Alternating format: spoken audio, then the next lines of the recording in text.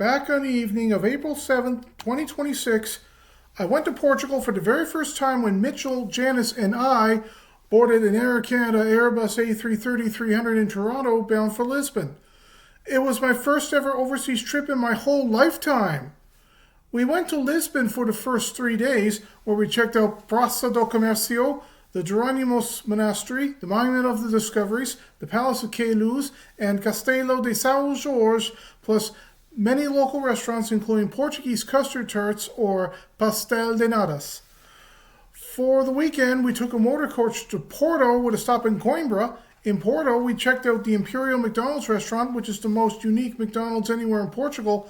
I originally thought we weren't going to McDonald's anywhere in Portugal, as well as crossing the Dom Luís I Bridge, going to Casa Portuguesa do Pastel do Bacalhau with a live organist in Vila Nova de Gaia, some local restaurants, as well as sampling port wine in a valley outside of Portugal, not to mention a boat ride.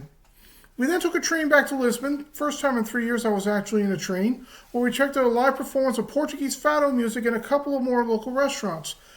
During our time in Portugal, we never attended any sporting events at all. The following day, we went back to Canada, boarding an Air Canada Airbus A330-300 bound for Montreal. That was one transatlantic trip I'll never forget. I have a few souvenirs from our trip to Portugal, like a cab, a set of 6 coasters, a Lisbon magnet, and a Porto magnet. I thought I had a Lisbon t-shirt, but it seems to be missing. It's been a month since Mitchell and Janice left Canada for South Korea. I sorely missed them. Speaking of missing someone, I dedicated our trip to our late father, Clyde Spencer. He would have been proud of me had he still been around, and has never taken any overseas trips in his lifetime. May Dad rest in peace.